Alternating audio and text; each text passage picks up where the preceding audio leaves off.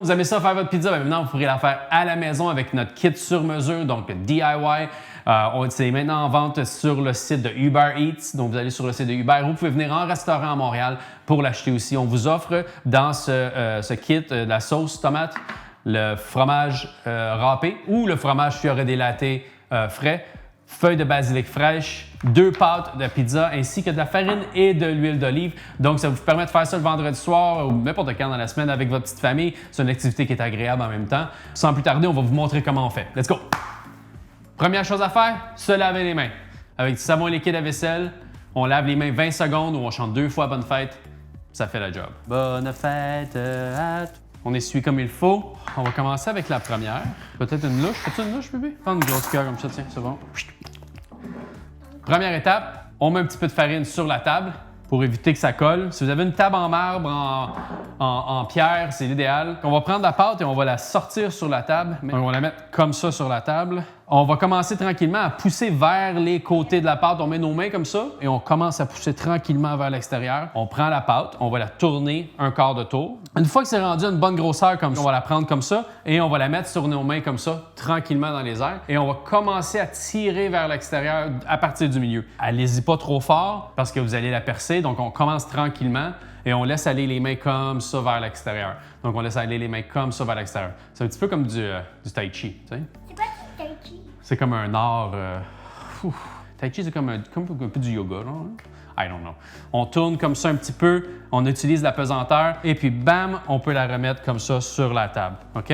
Donc maintenant, notre pâte est pas mal déjà ouverte. Donc, ce qu'on va faire, c'est qu'on va utiliser une méthode qui est un petit peu différente. On va la mettre, parce qu'à la maison, vous n'avez pas un four à bois naturellement. On va la mettre dans une panne. On va mettre ça dans le fond ici. Et puis, on va mettre la sauce et on va mettre nos garnisseurs dessus. Et puis après, on va la cuire sur le rond directement. Donc, pendant... faut que le rond soit assez chaud, OK? Fait qu'on va la mettre dessus. Faut pas qu'elle brûle, donc on fait attention, on la regarde tranquillement. On va un peu imiter, en fait, le fond du four à bois, qui est très, très chaud. Donc, on met la pizza dessus, elle brûle. Donc, c'est un peu le même principe avec ça, OK?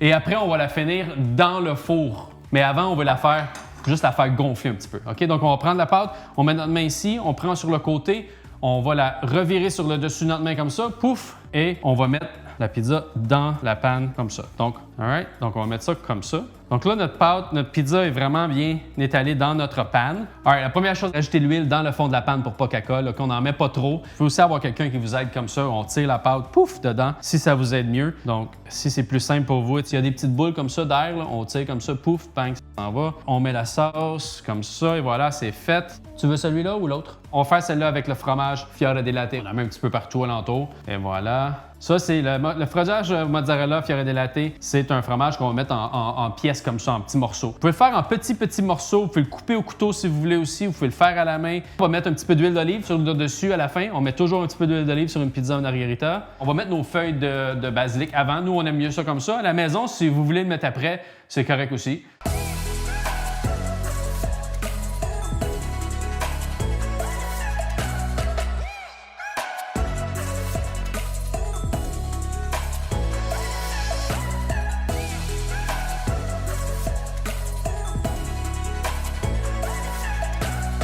On va mettre ça directement sur le feu.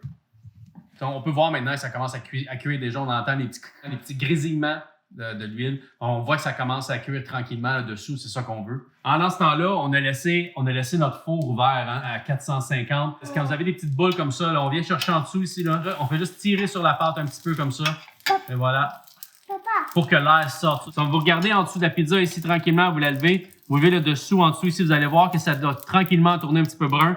Donc, quand c'est assez brun, ça va être prêt. On voit ici que la pizza commence à gonfler aussi. Donc, c'est ça qu'on a besoin. On veut que la pizza commence à gonfler tranquillement. On va faire une pré-cuisson. Donc, ce qu'on fait en ce moment, c'est qu'on cuit le dessous de la pizza. On la fait gonfler un petit peu et après, on va cuire le dessus de la pizza dans le four. Donc, on voit ici là, que ça commence à devenir de plus en plus brun. Hein? On voit ici tranquillement. Donc, ça, c'est bon signe. Gardez un œil dessus, vous assurez qu'elle ne brûle pas non plus. Donc, ça, c'est important. On continue à la lever, on regarde en dessous. Tout est beau, c'est bon comme ça commence à brunir, ça c'est très bien. On va enlever ça du feu maintenant. Donc vous voyez ici, on est rendu à la bonne couleur, une couleur qu'on aime bien. On va venir déposer ça ici dans une panne en métal. Ou vous pourriez aussi mettre ça directement au four si vous voulez. Vous pouvez la mettre directement au four. Et voilà. En même temps, si vous en avez une deuxième affaire, vous pourriez la commencer. OK, donc c'est ça qu'on va envoyer au four immédiatement. J'ai mis ma grille dans le milieu. Ça dépend de votre four à la maison, c'est vous qui décidez. Et puis là, on va laisser ça à 400, 450 pour à peu près... ça dépend de votre four à la maison.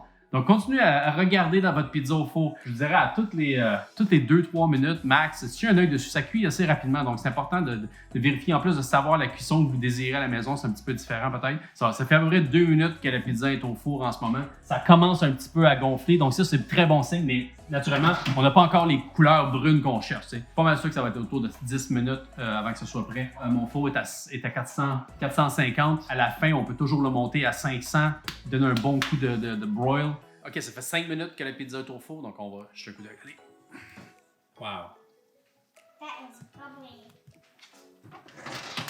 Ça fait 5 minutes maintenant et la pizza a l'air délicieuse. Elle a gonflé, elle est déjà cuite. On va continuer à la faire cuire et vers la fin, on va peut-être la monter vers 500 degrés. Si on a besoin, si on n'a pas besoin, on va la laisser comme ça naturellement. Ça dépend de vous. À la maison, si vous voulez, moi j'aime ça avec un petit peu brûlé naturellement sur le dessus. J'aime la pizza au four à bois. Mais c'est pas tout le monde qui aime ça, donc on va continuer à la faire cuire. Et à la maison, vous choisissez quand vous êtes prêt à la sortir. Wow! Wouh! Checkez ça, guys. Ce que je vais faire, c'est que je vais monter ma température un petit peu à 500.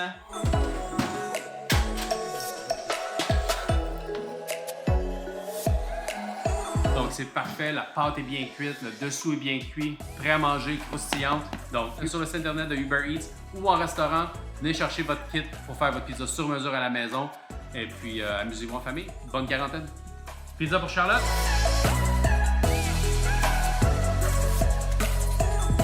Faites attention, très chaud.